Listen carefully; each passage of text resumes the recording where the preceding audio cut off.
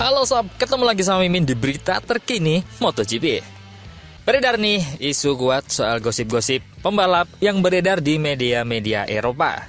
Salah satunya adalah soal Honda yang mencoba membajak Vinales dengan mahar 10 juta euro atau sekitar gajinya yaitu 173 miliar setahun. Apakah bisa bikin Vinales meleleh?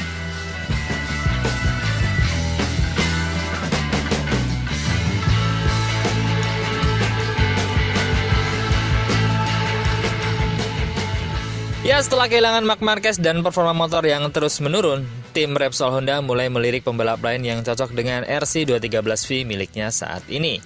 Baru-baru ini rumor pedok MotoGP justru Maverick Vinales Aprilia yang dikabarkan menjadi target utama baru Honda di bursa transfer pembalap untuk musim depan. Nah, selain Maverick Vinales nih sob, laman Motosprint melaporkan bahwa nama Pedro Acosta adalah impian para bos besar di Honda. Tapi sepertinya itu sulit. Nah, rookie yang menggembarkan MotoGP musim ini telah menegaskan bahwa dia tidak akan pindah pabrikan tahun depan.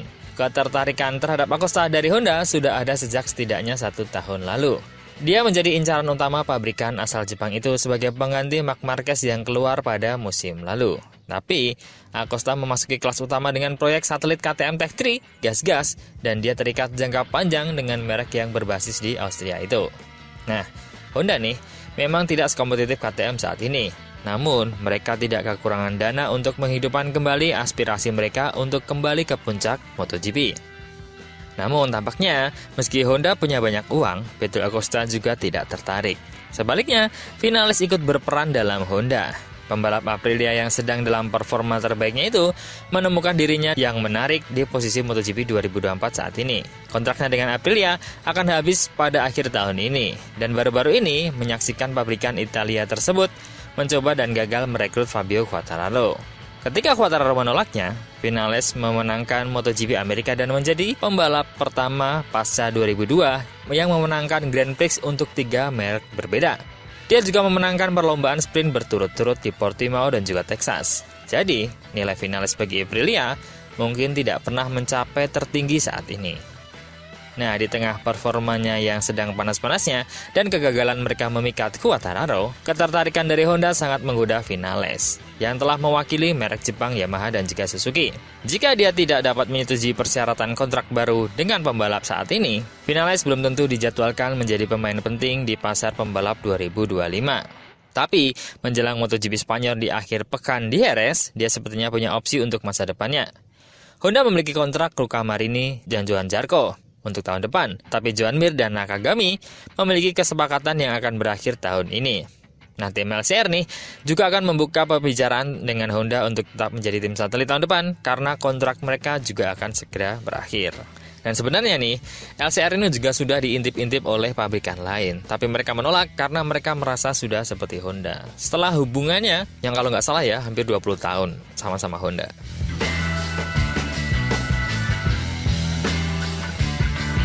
Nah, beralih ke pembalap yang lagi fenomenal selain Acosta adalah Marc Marquez. Masih memiliki daya tarik tersendiri untuk sebuah tim meski sempat mengalami situasi sulit di musim-musim terakhir bersama Honda kemarin. Nah, pembalap berjuluk Baby Alien tersebut mulai menunjukkan kebangkitan dari sisi performanya pada musim ini bersama Gresini Racing. Meski memakai motor Ducati Desmos edisi GP23 alias motor lawas nih, Marquez sudah meraih 2 podium dalam sesi sprint atau balapan mini. Bersama Gresini Racing sendiri, peraih 8 gelar juara dunia tersebut hanya memiliki kontrak 1 musim atau pada MotoGP 2004 aja. Dengan nama besar dan prestasinya yang telah didapatkan sebelumnya, Marquez masih memiliki efek besar dalam bursa kepindahan pembalap. Bursa transfer MotoGP tentunya akan semakin memanas mengingat sebagian besar kontrak pembalap sendiri memang habis akhir musim ini. Marquez tentu menjadi salah satunya di mana dia kini dikabarkan sedang mencari incaran tim satelit Ducati, yaitu Pramac Racing. Berbeda dari Gresini, Marquez tentu akan mendapatkan motor Ducati dengan spesifikasi terbaru jika pindah ke tim tersebut. Nah, Pramac Racing sendiri kemungkinan besar akan kehilangan rider andalannya yaitu Jorge Martin yang tampil apik hingga sejauh ini. Martinator disebut enggan bertahan di tim ini dan menuntut promosi dengan menjadi pembalap utama di pabrikan Ducati. Tak ayal, ini menghadirkan peluang bagi Marc Marquez untuk naik membela Pramac Racing pada MotoGP 2025 mendatang. Pramac sendiri sejatinya sudah kepincut dengan rider berusia 31 tahun tersebut pada musim lalu, dan kini mereka berpeluang mendatangkannya. Sebelum memilih Grace ini, Pramac menjadi tim pertama yang dikaitkan dengan Marc Marquez usai memutuskan pindah dari Repsol Honda musim lalu. Rumor tertariknya Pramac terhadap Marc Marquez sendiri digaungkan oleh media Italia Motosprint belum lama ini. Hari ini, mereka atau Pramac Racing mencoba lagi dan lagi, tulis Motosprint. Posisi Marquez sendiri di Pramac juga belum pasti mengingat Ducati juga mendatangkan Hermine Aldeguer. Di sisi lain, Marquez juga menyatakan komitmennya untuk terbuka dengan semua tawaran yang masuk jika kerjasamanya di Grace ini tak diperpanjang. Nah, bagi saya, semua pintu terbuka, kata Marc Marquez setelah GP Amerika kemarin. Marquez sekarang akan mengarahkan fokusnya ke seri MotoGP Spanyol 2024 yang akan digelar minggu nanti, Sob. Nah, rangkaian sesi MotoGP Spanyol 2024 sendiri akan bergulir akhir pekan ini, tepatnya pada tanggal 26 sampai 28 April.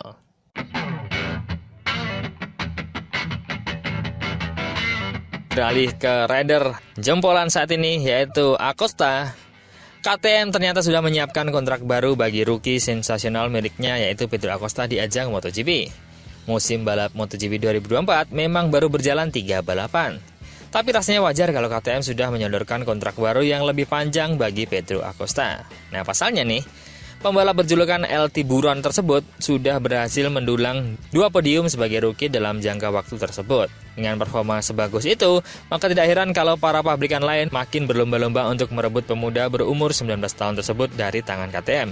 Acosta sendiri berkali-kali mengatakan bahwa dirinya ingin membalas hutang budi miliknya kepada pabrikan asal Austria tersebut terlebih dahulu. Maklum, KTM memang sudah menjadi bagian dari karirnya di kancah kejuaraan baik di kelas Moto3 maupun Moto2. Dikutip dari GP1, Acosta pun tampak menepati janjinya karena dia dikabarkan sudah menaikkan opsi perpanjangan kontrak untuk 2025 nanti. Nah, saat ini, kontrak Acosta memang hanya untuk 2024 aja dengan opsi perpanjangan hingga 2025. Tapi, pabrikan KTM kabarnya sudah mengajukan kontrak lebih panjang lagi untuknya. Dengan kontrak baru tersebut, KTM bakal mengamankan jasa Acosta selama 2 tahun yaitu 2025 dan juga 2026.